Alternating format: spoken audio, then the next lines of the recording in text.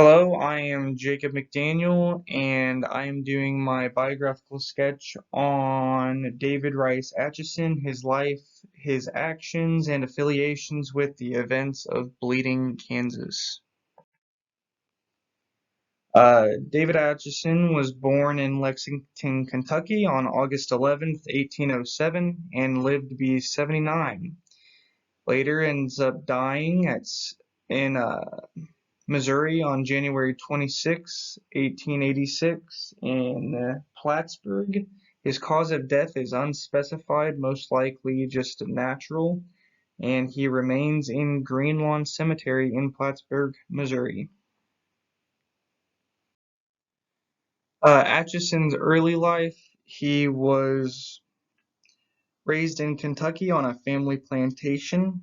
He studied and trained as an attorney and attended Transylvania University in Lexington. Atchison then moved to Clay County, Missouri in 1829 at 22 years old and began a law practice there. Atchison's most notably provided legal assistance to Mormons residing in Jackson County during a forced removal in 1838. A fellow lawyer wrote upon Atchison saying, Judge Atchison was upright, incorruptible judge, and was a man of fine literary and legal education, and of superior native intellect. That man was Peter Burnett.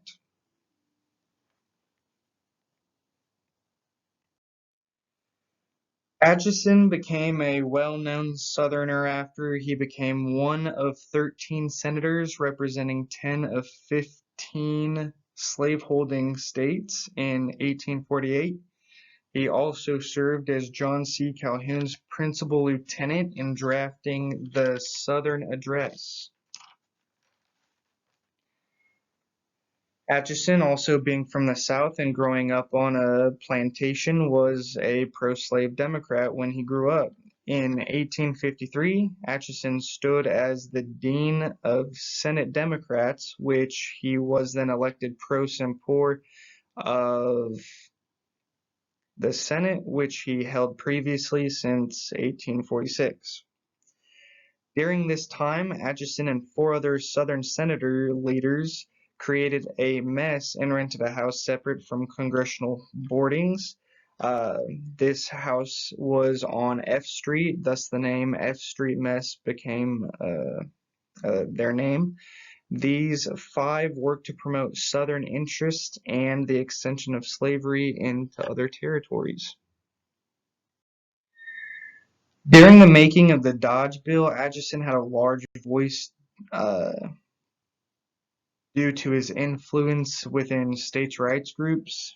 Atchison spoke to the head of territory Stephen Douglas and demanded that the bill include a repeal of the Missouri Compromise of 1820 so that the included territories could include popular sovereignty north of the Missouri border.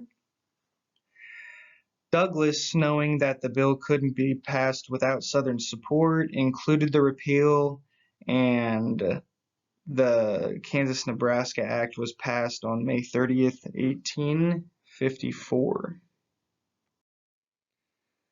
After the Kansas-Nebraska Act got passed, Atchison returned to Missouri mid-August and began focusing his fellow Missourians to move into Kansas.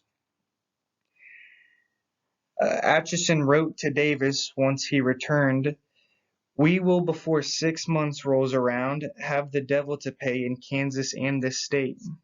We are organizing to meet their organization. We will be compelled to shoot, burn, and hang, but the thing will be soon over. We intend to Mormonize the abolitionists."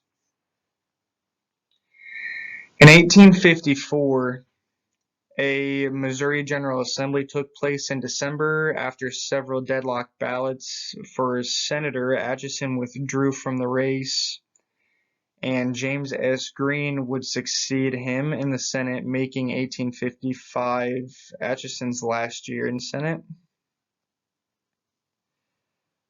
Atchison began raising money and started focusing more and more on moving immigrants into Kansas to compete with northern immigrant aid societies.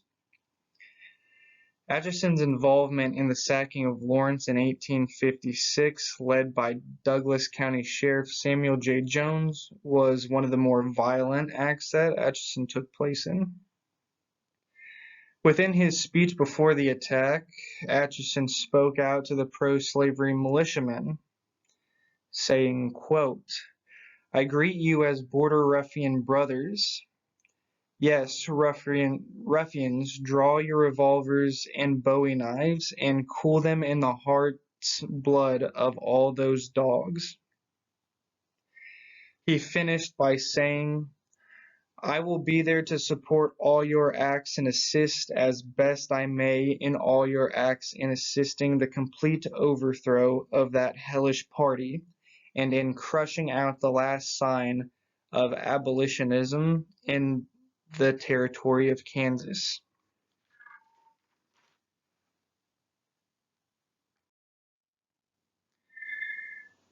With several constitutions written, the Wyandotte Constitution was written in 1859. It prohibited slavery, allowed women voting in school elections, and male African American voting.